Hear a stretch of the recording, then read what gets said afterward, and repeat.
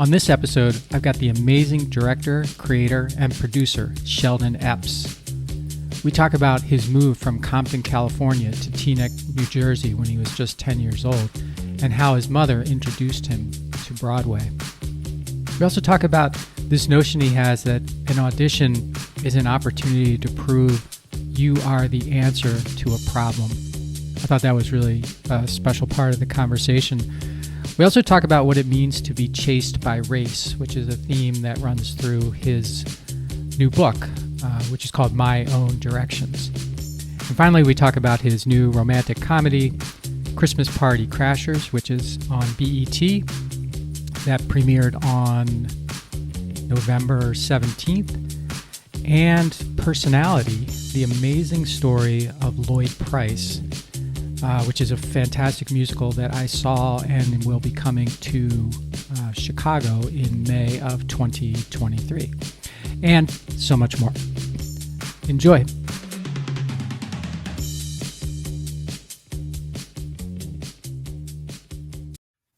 Hi, Sheldon. Welcome to the podcast. Thank you. Good to see you. Yeah, good to see you. And I'm really looking forward to exploring your story. Let me tell you about Sheldon so you can get as excited about this episode as I am. So Sheldon Epps has directed major productions on and off Broadway, in London, and at many theaters across America. His directing credits include the record-breaking production of Fences, starring Lawrence Fishburne and Angela Bassett, Kiss Me Kate, 12 Angry Men, Blues for an Alabama Sky, Play On, which received 3 Tony nominations, and many, many more. In addition, he has had an active television career directing some of the classic shows of recent years, like some that you may have heard of, like Friends, Everybody Loves Raymond, Frasier, The George Lopez Show, Hannah Montana, my daughter's favorite show when she was growing up, Sister, Sister, and Girlfriends, which he also produced, right? Yes, Is that correct? Producer director. Okay. He was the artistic director of the renowned Pasadena Playhouse for 2 decades and currently serves as senior artistic advisor at historic Ford's Theater in Washington, D.C. His most recent projects include Personality, the musical Personality, which is the Lloyd Price story, and the BET Plus movie Christmas Party Crashers, which premieres on November 17th. Or premiered, I guess, because this will be after November 17th, but premiered on the 17th. Congratulations on that. That's awesome. Thank you. Thank you. And in his new book, Sheldon shares how he radically changed and reignited theater through his leadership, including his insistence on making diversity a priority both on stage and off. That new book is called My Own Directions, A Black Man's Journey in the American Theater. So Sheldon, I start every episode with the same simple question, and that is, how did it happen for you? Well, it's so interesting that I'm doing your podcast and that is your first question, because that's sort of the question that I was trying to answer in writing the book. How did it happen that this kid from Compton, California, which was certainly a lower class, lower income neighborhood where I grew up, wound up doing all the things that you just mentioned. You know, how did I get from Compton, California to stages on Broadway and in London and all over the world, and also on sound stages doing those television shows, something like 150 different episodes of television. So I was trying to answer that question. So my glib answer would be, well, go read the book and you'll find out. But to give you a short story version, it happened because I was, as I said, a kid from Compton, grew up in, until I was 10 years old, in an all-Black neighborhood. Great community, and Compton at that time was very community minded, and everybody took care of everybody else, and not the Compton that it has unfortunately become, with a lot of gang violence and all of that.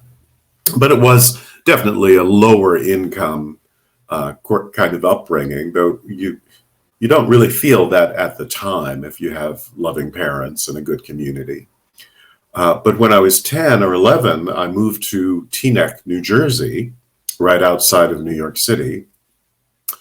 And Mike, I went from an all-black neighborhood on a Friday to the next week or week after that being the only black kid in most of my classes in a predominantly white and Jewish neighborhood, which was real culture shock and shook me up and made me sick every morning because I didn't want to go to school.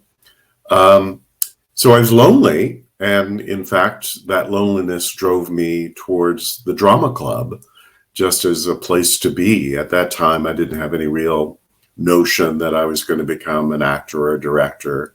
I just wanted a community, you know, something to do and to be around people because I didn't know anybody. So I drifted into being in the drama club and started acting in plays, really as a leisure activity.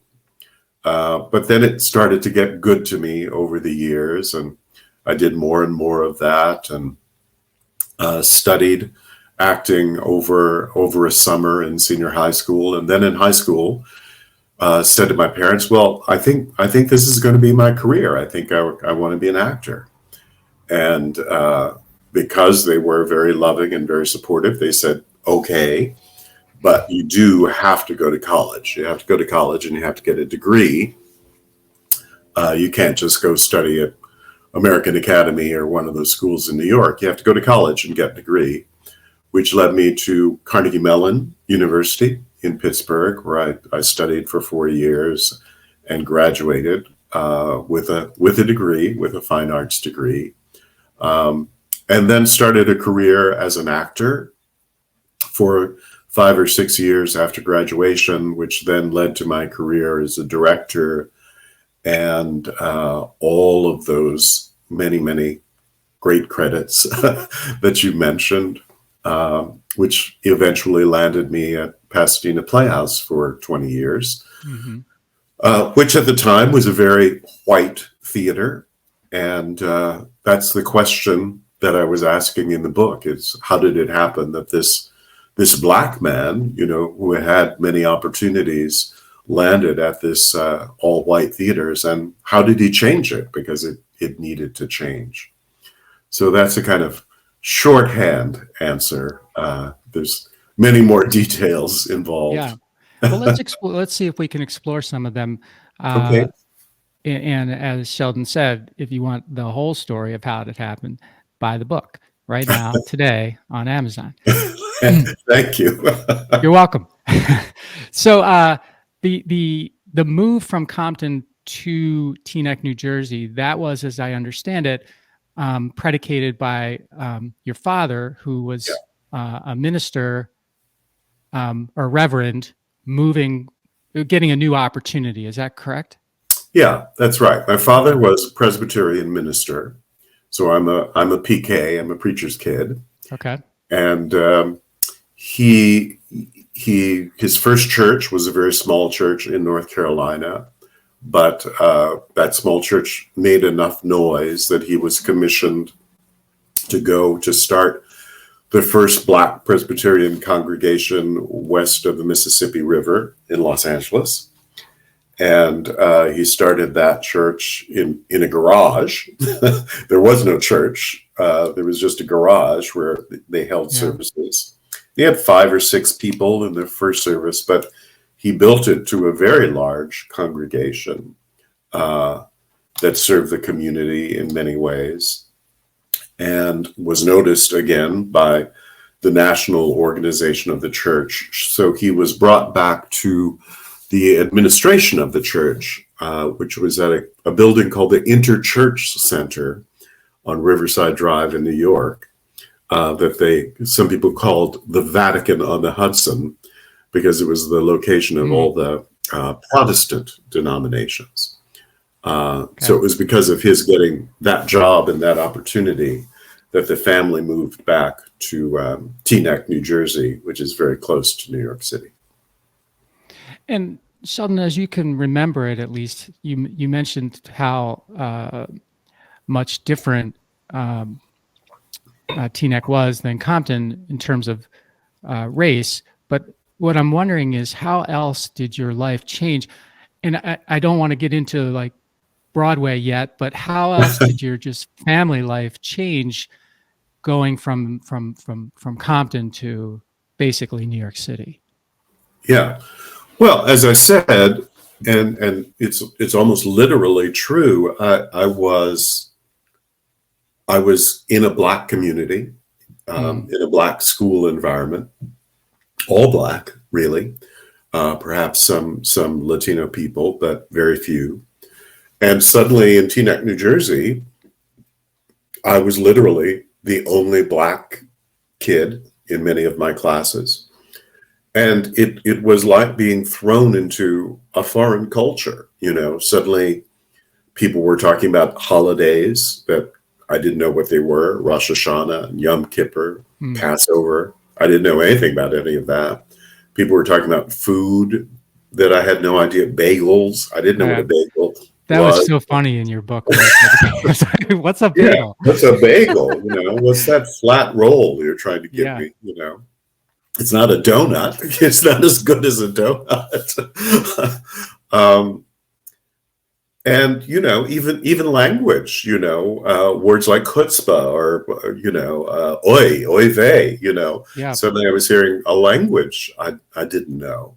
So it was a real culture shock. And at that tender young age, it was a lot to absorb. And also at the time, my father traveled quite a lot in connection with his job. So he was away a lot. My sister by then had gone off to college. My brother, who was 4 years older, seemed to never be at home because he made a community with friends very, very quickly, much more quickly than I did. So that's how it turned out that I spent a lot more time with my mother, and eventually wound up going to see Broadway shows with my mother. So that's how I was introduced to Broadway theater. And you,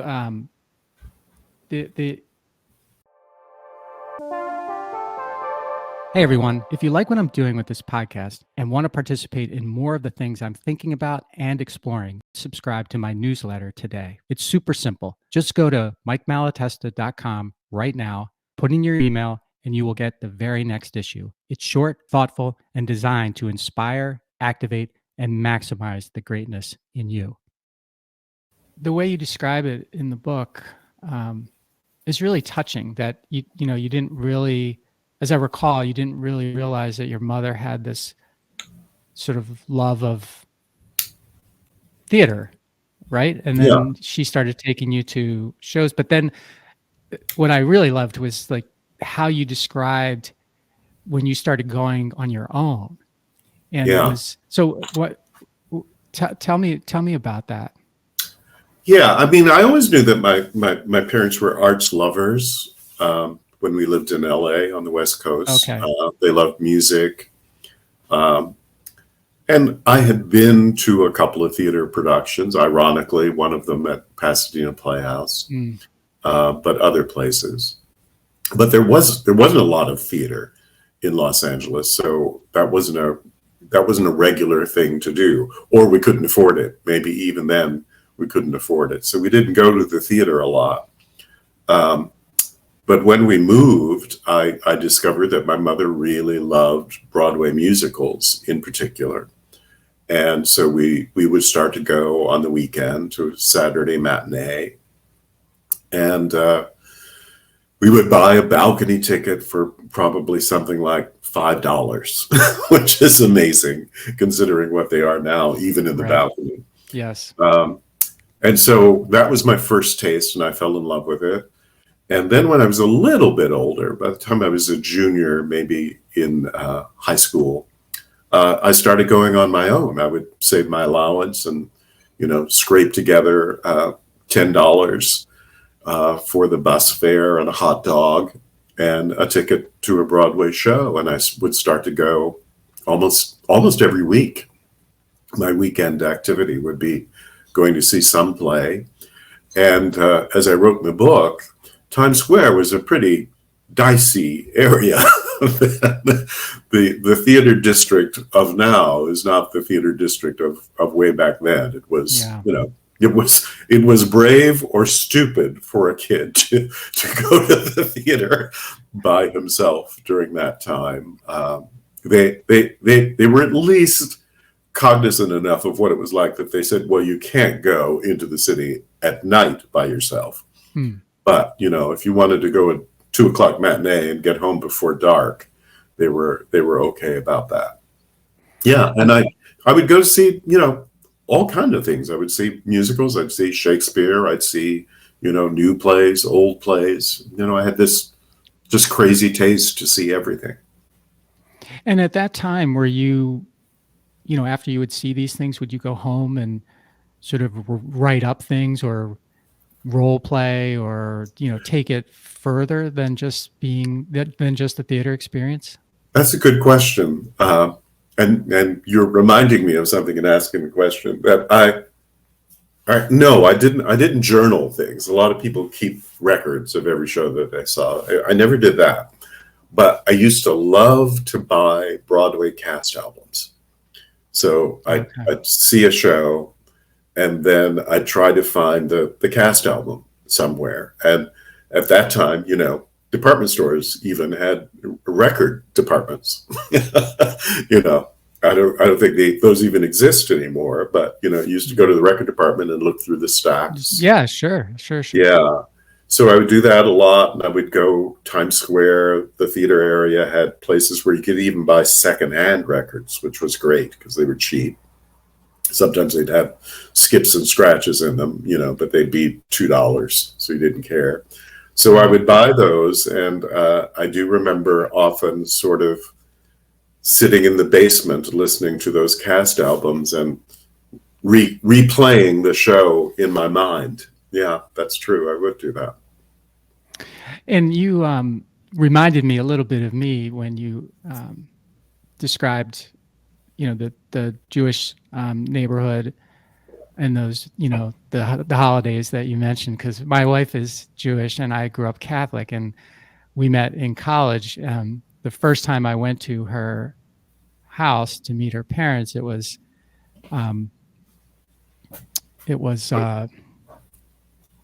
I think now I'm gonna mess up on the holiday, but the one that's around Easter.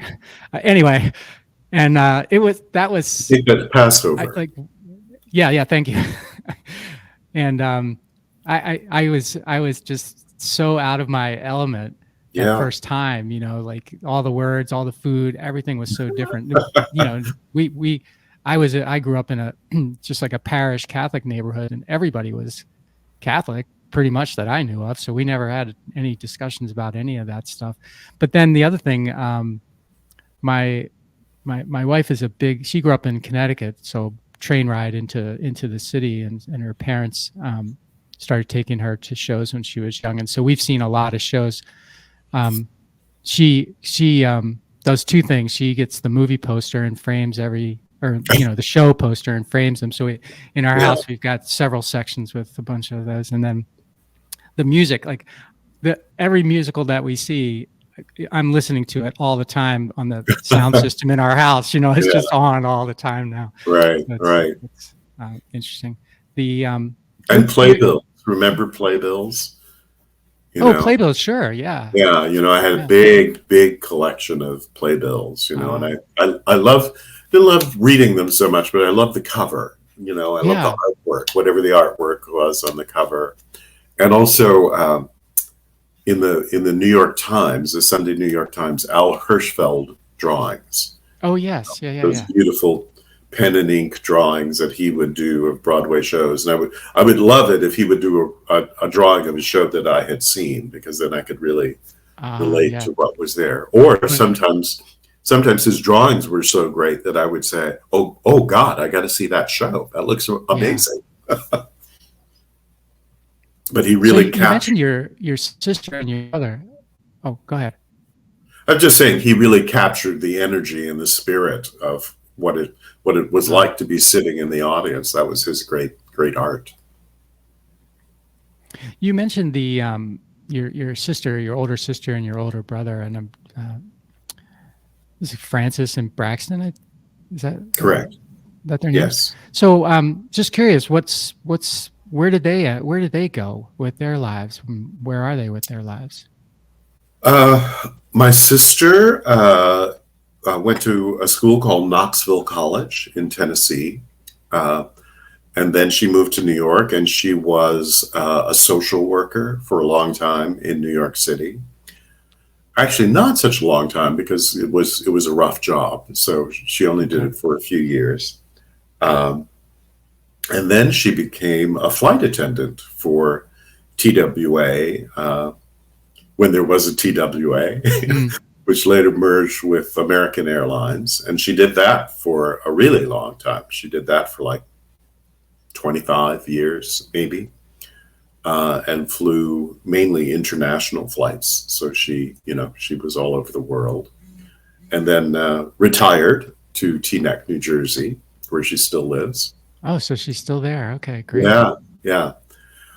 My brother was for a while an endless student. Now, this is interesting.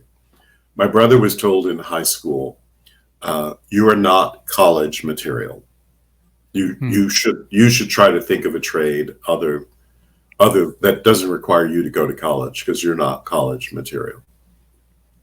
Which of course drove my mother crazy, and I think that guidance counselor suffered her wrath.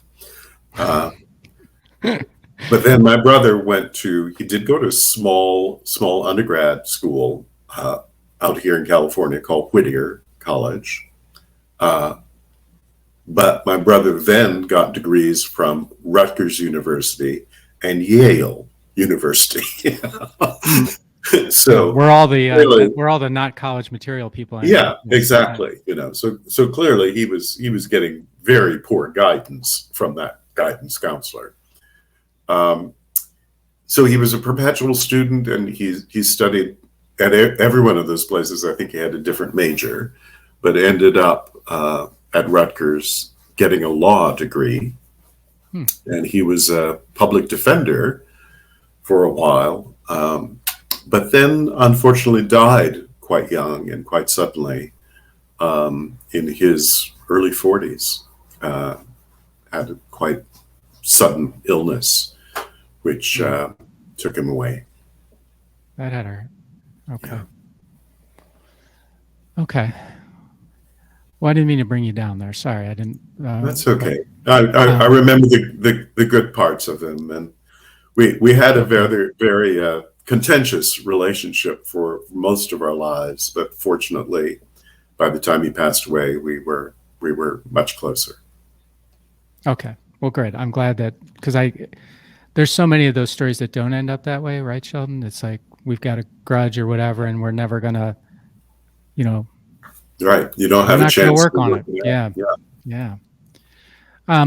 When you were telling that story, though, about the guidance counselor, it made me think of Mr. Pompous in your book. Mr. Pompous was someone in your high school.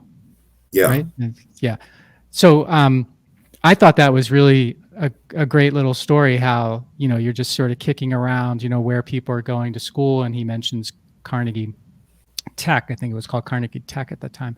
Yeah. And, basically said, well, it's the greatest, it's the best theater program that there is, but you'll never get in.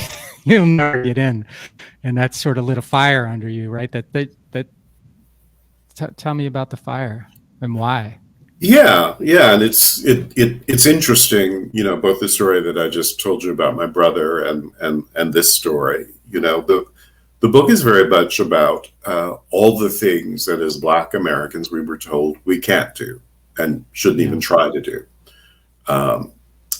As that guidance counselor told my brother, and as this other kid in the drama Clan in my high school said, well, you're good, but you're not good enough to get into Carnegie. You'll know. They audition hundreds of people and only take 40. So there's no way in the world you'll ever get in. I dare you to apply. Well, of course, with my Scorpio hubris, that was all I needed to hear. And just took that challenge and said, well, I'll show you, buddy. Yeah. And really had very little idea about what Carnegie was. Somehow it had just not come into my orbit. And if I knew more and if I knew what the odds were really like, I probably would have been more intimidated and probably wouldn't have tried to audition. But I did, and he was right. They audition something like 500 or 600 people, high school grads every year, and they took only 40 out of that 500. So the odds were high, but as I said, I made it. And I was just feeling like trying to put myself in your shoes when you described going into the, I guess it was in Manhattan or whatever, wherever they did the audition with you. Yes. And, there's a bunch of people in there and you go in and you have to, I don't know how they prep you for that. So I'd like to get a little bit more into that so I get a feeling like how you were actually feeling. Were you confident? Were you like nervous? Of course you were nervous, but were you confident going in, or were you like, it's just a lot of pressure? All of the above. They don't really prep you at all. You're told what you can do, what you should do. You're told you have some 6 minutes or whatever it was to do 2 monologues, one classical in some way, which I may not even have known what that word meant, but I guess I looked it up to figure out what qualified as classical, and one contemporary. I did know what contemporary meant. And that's the information you're given, and then you're given this address. And I remember it was in a hotel meeting room, and there was a little waiting room on one side, and you'd go through a door and there would be all these, half of the faculty sitting there staring at you. And they said, go, and you have to do your thing. I had, by that time, acted quite a lot in high school plays. So, I had this vision of myself being okay, pretty good. I didn't think I was delusional by that time, saying that I wanted to make a career as an actor. But by the time I auditioned, I did know about those odds. And I did know that the level of competition was really high. So I'm sure I was nervous.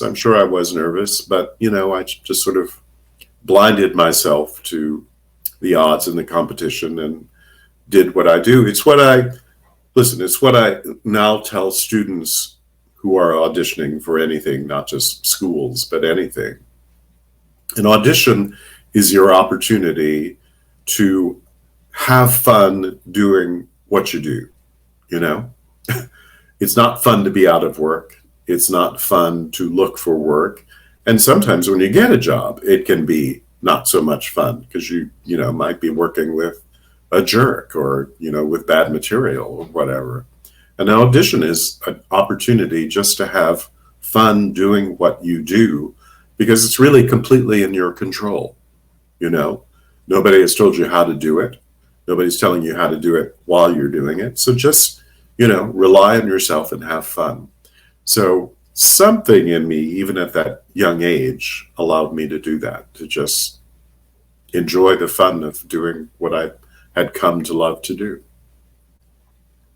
Well, I have to say that that's a wonderful mindset or way to approach those things, because it feels like that so many people, and I'll put myself in this camp too at certain points of my life, where rather than having fun doing what I do, I worry about how I will be perceived by someone else, as opposed to just doing the best I can and being happy with it. And that fear of worrying makes me not do it instead of just doing it. Yeah. Right. Yeah. Like, Yeah. I mean, again, when I teach actors now or teach classes about auditions, I say there is no way in the world that you are ever going to know what is in my head. You cannot know that on the other side of the table if I'm auditioning you. yeah. And if I'm scowling, it could be because I had a fight with my wife earlier this morning. It could be because I haven't seen anybody that I liked. And most of all, I say, I'm waiting for you to be great. Because when you audition, when people go into interview for a job, I, the person auditioning you or interviewing you, needs you. You are the answer to my problem. So if anything, adopt that frame of mind, that I'm here to be the answer to your problem. I'm here to be the one that you need to hire. Because if you go in thinking about, oh, he doesn't like me. Hey, everybody, just a quick pause here to let you know how much I appreciate that you've made time for my podcast. If you're not already a subscriber, please become one today. Leave a review and tell a friend. Now, let's get back to the show. Or he doesn't think I'm right, or all of that. As you just said, you just defeat yourself, you know. Yeah. That's exactly the opposite effect of what you want. And how is, so that makes me wonder now, now that you've auditioned, I don't know how many people, thousands maybe, who knows how many, Maybe. But auditioning is still one of those kind of, there's not much auditioning going on in the world today, right? Like you apply for a job. Well, there is, but it's this way, you know, it's a lot of it is by Zoom and, okay. Yeah, on camera.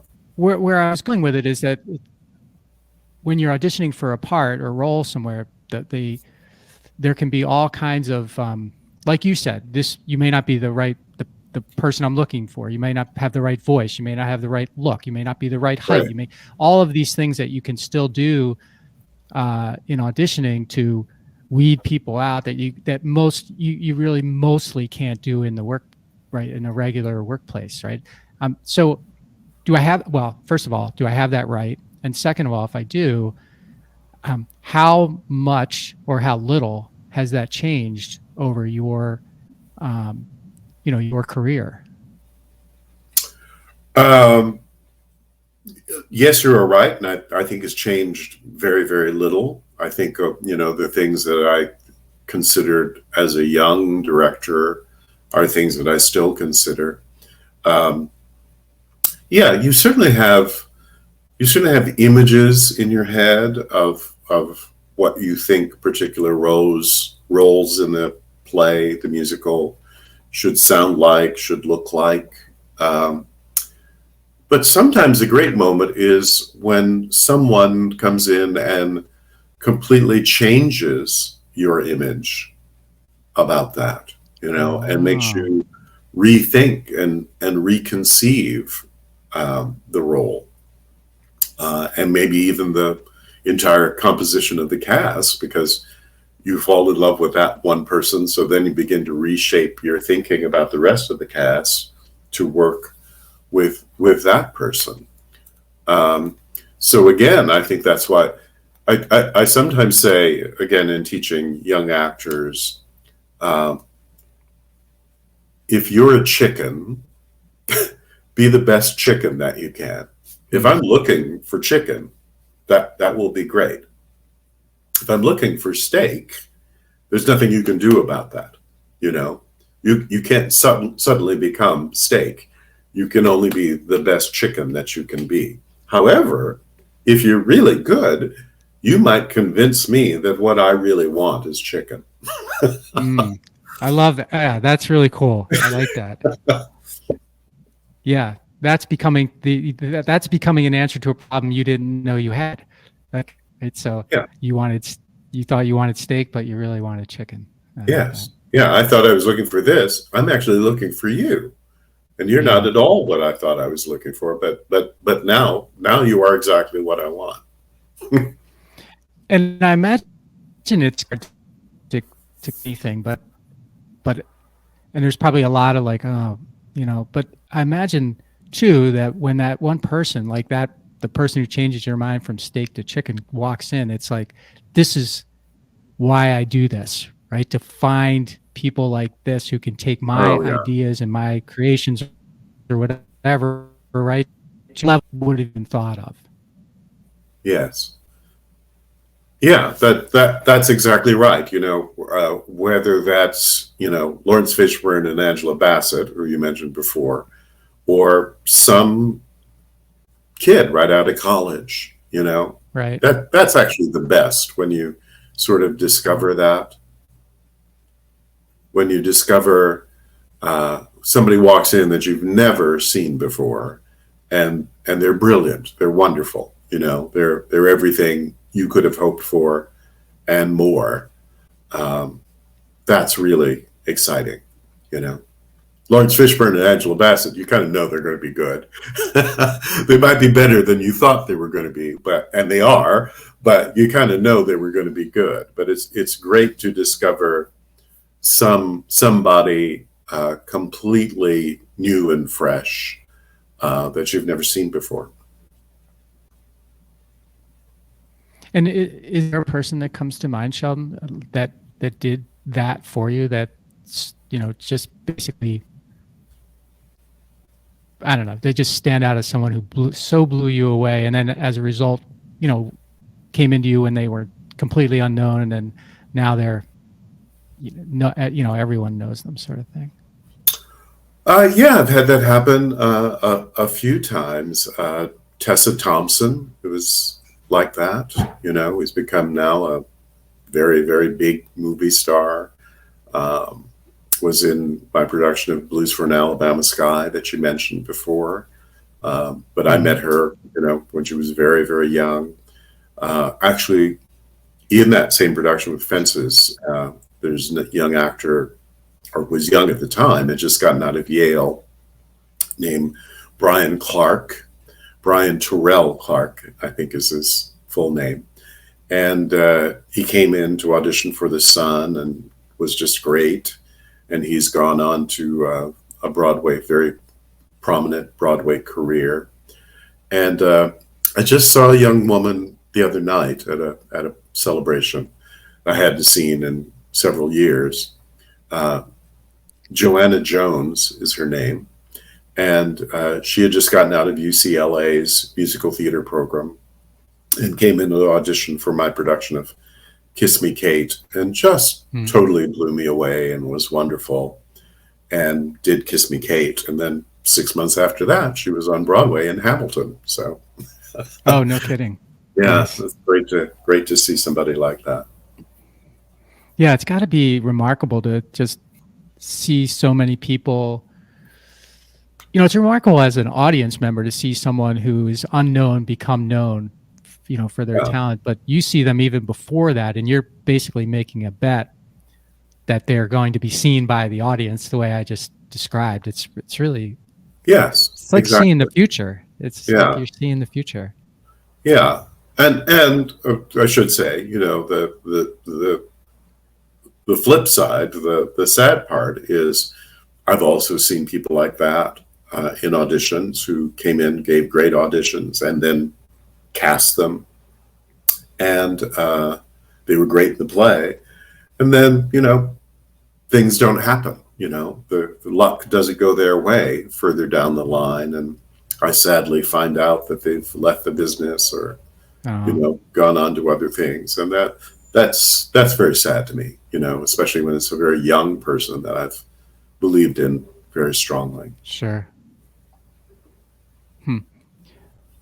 So let's move on to the book a little bit here, because first of all, I like the structure of the book. Like, it's like a director, right? Act 1, scene 1, act. Yes. So the parts are like, I guess the chapters are acts, and then the stories within them are the scenes. Yeah. Yes. It's really neat. I love well constructed, and I love books that are constructed in a way that I wasn't expecting, and that really align with the author or the story, and you definitely did that. So congratulations. The name My Own Directions, what is that, the name you started with? I mean, like when I wrote my book, I had multiple names along the way, and then after it was done, we sort of decided on a name. So I didn't go into it with a name that I wanted to use, but I'm wondering how you came to your name. I knew that I always wanted some reference, whether it was the word or not, but some reference to directing, because that's how I've spent the bulk of my life in the theater as a director. I think at one point I was thinking about in directions, either as one word or in directions as the title. But then as I started to work on the book and get closer to completing it, I realized it was so much about choosing the right roads, choosing the right path to take, what roads you go down and what roads you don't go down. So the play on words, my own directions that I give to actors is there, but it's also following my own directions, either instructions to myself or the path that I told myself to take. You know, sometimes when I had a choice between doing this thing or that thing, or sometimes when I had no choice and just had to define a direction and say, this is where I'm trying to go. This is the road that I want to go down. So that's where it came from. And it's about, you know, the flip side of it is that I hope the reader will take from it that they should follow their own directions. Particularly anybody, but particularly young artists, and specifically young artists of color, should not have their paths defined by outside of them, but from within them. They shouldn't allow themselves to be told, as my brother was, you're not college material. You know, he should decide if he's material, you know. So I hope the reader gets that from the book, that it's about defining your own course in your life. And one of the themes or threads in the book is this notion of, you call it chased by race. And when you were just describing that, I was wondering if that's part of what you're talking about by that. In other words, you know, that's great advice for someone, but if they're not getting support for that advice by the community that's hiring them or working with them or whatever, it can be kind of tough and kind of defeating and kind of piss you off, you know? Yeah, that's true. And that's what I meant by, I think it's the prologue of the book is titled Chased by Race. Yeah. Because both in life and career, I have been chased by race. It does not go away. It will not go away. And you have to not rebel against it, but accept it, and in fact celebrate it. You know, celebrate who you are.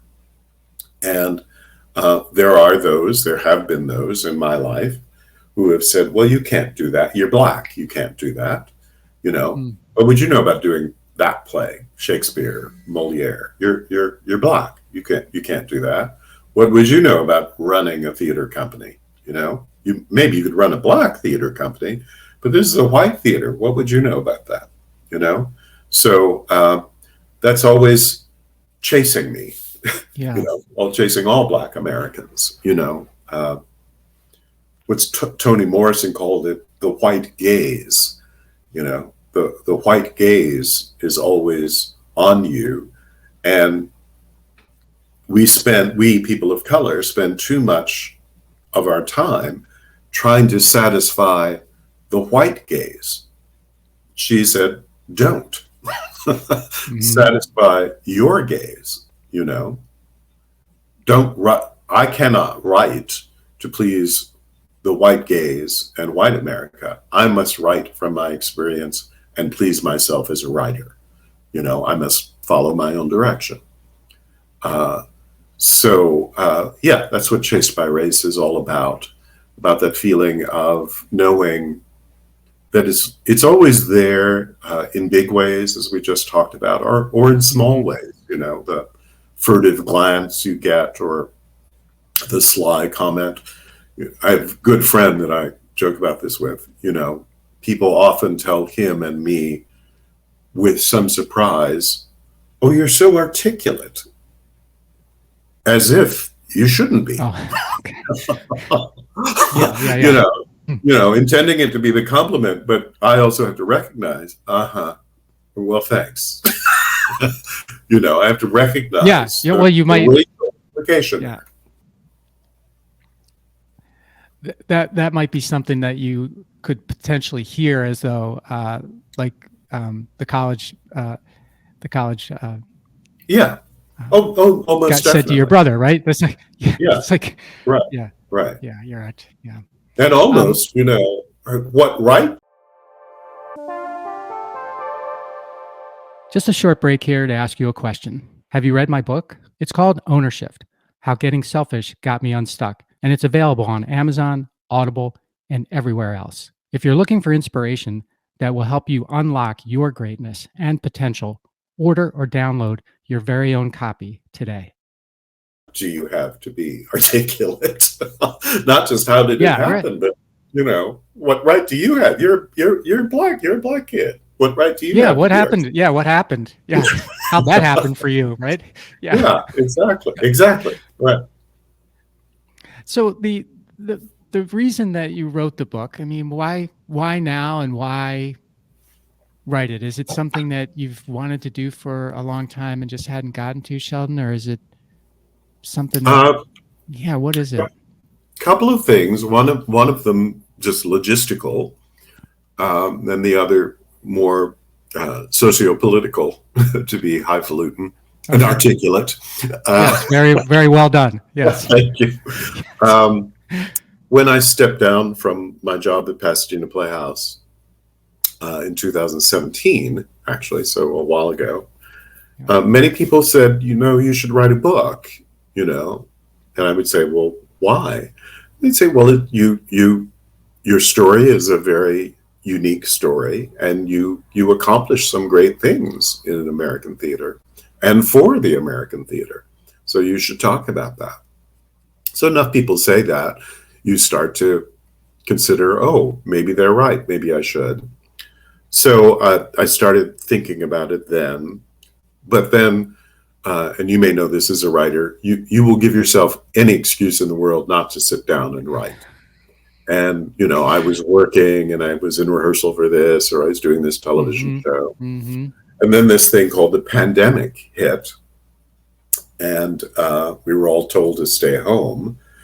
And then it looked like we were going to be told to stay home for a long time.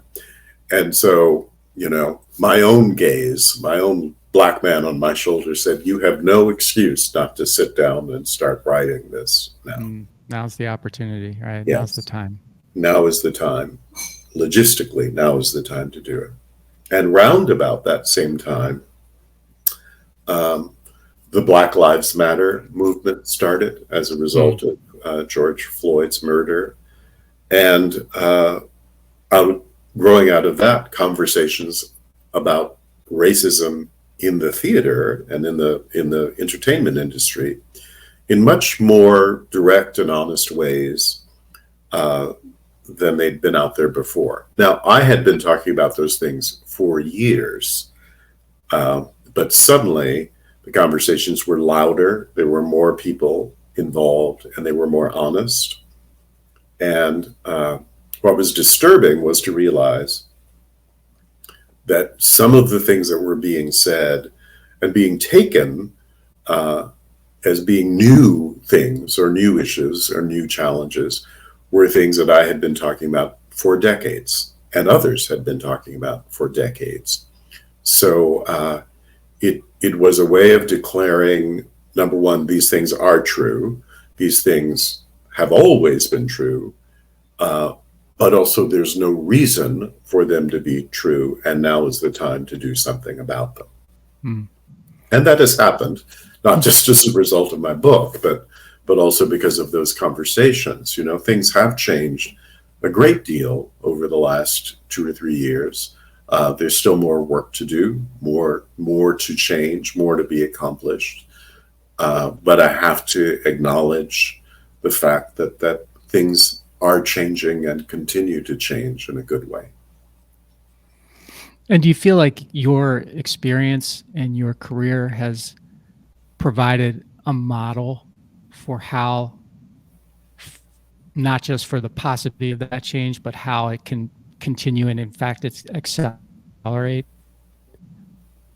Just I do. I think I still go back to Mr. Pompous. You know, it's like, tell me I can't do something, and that's a great way for me to get it done. I mean, there was, when I started in 1997 as artistic director of Pasadena Playhouse, it was literally said, well, this is not going to last. This is going to be a failure. You know, a black man can't walk into this very conservative white theater and possibly last.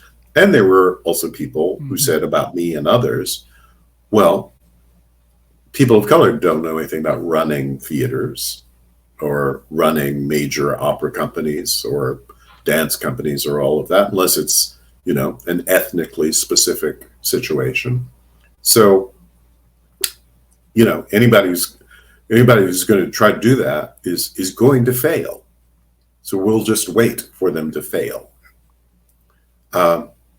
Well, if you stay someplace 20 years, and if you do make it a greater theater than it was, and that's demonstrably true and acknowledged to be true, you no longer have an excuse to say something like that.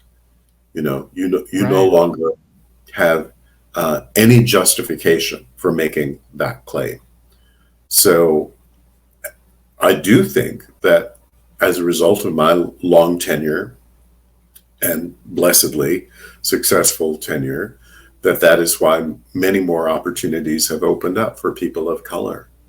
You know, now it goes back before me, you know, to Lloyd Richards at Yale University and Hal Scott years ago, and many George Wolfe and Kenny Leon and others. But the few of us who were out there early, you know, as leaders of theaters, did open those doors, I believe, for the many, many people, men and women of color, who are now running major theater companies, major arts organizations, all over the country, all over the world, in fact. Yeah. The future is brighter. The future is brighter. The future is brighter. The one caveat to the future is brighter is we have to hope that it's not just of the moment. You know, right. There's a lot of stuff that's happened over the last 2 or 3 years. You know, I have a little tinge of suspicion that it might be just a knee-jerk reaction to those outcries. But I hope it will be sustained, I hope it's genuine and organic, and that it will continue. I believe it will. I believe it will. I don't think it's ever going to swing back to where it was, where there's one black artistic director in America. I hope that will not. I hope not. Yeah. So 2 things I'd like to finish up with. First, your movie, which came out on the 17th of November, Christmas Party Crashers. That's on BET Plus. Yes. How'd you get into that? What's it about, and why should everyone watch it? Well, thank you for asking. We've been talking about quite serious things, and I have to say this is a wonderfully frivolous thing in my life. Right, we need those. Yes, we do. Yeah. Because it's sort of a Christmas rom-com that's great fun and clever and charming and romantic, and then everything ends up fine because it's Christmas time and it's pretty. It's pretty to look at for all of those reasons. I had directed for BET a series a few years ago, and then Girlfriends, the show you mentioned before, was syndicated on BET. So I was sort of in the BET family. And I was sent this script of a holiday movie. And I thought it was all of those things, charming and funny and witty and clever. And fortunately, had the time in my schedule to do it. So I was able to jump into it. I didn't realize what a huge industry holiday movies can be, that there are literally hundreds of them. There are, yeah. Yep. On Hallmark. My wife seems to find every one of them. Yeah, and my sister loves them. She watches every one. So, it was great to sort of discover this whole new world of movie making and make this movie. It was very fast. It was very intense. And the most ironic thing is, because of production schedules, you have to shoot Christmas movies in the middle of the summer. So here we were shooting this Christmas movie in Augusta, Georgia, when it was 105 degrees outside. So people would drive by these houses that had been all decorated for Christmas and everything, and they were just so confused about what was going on. But you kind of make fun of this crazy situation of sweating like crazy as you're talking about Christmas. That's got to make it tough, right? Because everyone's dressed up in coats and everything. It's got to make it tough on the. Yeah, when you do an outdoor scene in the middle of the day, and it is literally 104 and 95 degree humidity, and you have to put a coat on, a winter coat on. Everybody would walk around with these little portable fans like this, just trying to blow away all of the sweat and everything. But as I said, it's a very sweet, very charming movie with Skye Townsend and Jamie Kalika in the leads, and they're both really wonderful. So, okay. And after it's shown on BET Plus, it'll be on regular BET in December, so people can catch it away also. Okay, wonderful. And let's end with personality. I happen to have a connection to Jeff Madoff, so I've been aware of the show, and in fact, I went to one of the performances at the People's Light. Oh, you did? In Malvern. I did, yes. Good. It turned out to be the very last show because of being cut short with COVID. Not by planning, but by necessity. Yeah, right. Yeah, by necessity. And well, I'm not going to say what I think of it because I think it was an amazing production. Thank you. My opinion. Are you well? What do you think? How did you and Jeff get together to put that show together? And what do you think of it? Are you staying with it? I understand it's going to open in Chicago in the spring. It's just been announced. It's just been announced, so we can actually talk about it openly. Okay. It's going to open at a theater called the Studebaker Theater in Chicago, which is a beautifully newly renovated theater right downtown Chicago, opening in late May of next year. I think it's great. Number one, I appreciate being able to tell this story of an unsung hero, Lloyd Price. So interesting whenever people say, well, what's it about? And I'll say it's life story of Lloyd Price. People say, who's that? Nobody knows his name, but everybody knows. Walk personality, talk. Yeah, everybody knows. Everybody knows. Everybody knows those songs. They go, oh. So, that's sort of the basis of the show is, you know my name, but you don't know me. So the show is about who he was and, the great, not only great artist that he was, but the great man he was and the survivor that he was and the challenges that he faced, similar to those things that we've been talking about. But it's full of great music, great dancing, great visual style, and both songs that you know well, but then a lot of great songs that you've probably never heard before, because Lloyd really touched every base. Number one, he had this incredibly long career, decades-long career, where he just hung in there, kept coming back, and also kept adapting to musical styles. So, there's old school R&B, but there's jazz, there's rock. You know, he was just so eclectic. But it just leads to a great music-filled evening, and then, you know, a great life story. So, as I say, there's meat on that bone. Yeah, it's a fantastic show. So, you know, if you're in the Chicago area, you know, when it comes out next May, you have to see it. You'll be blown away. Yeah. And if you're saying, oh, musical, don't think that. If you're one of those people who's like, don't like, you know, musicals aren't your thing, this will be your thing. I can tell you that, because I'm one of those people. I go to a lot of musicals, but they are not my thing.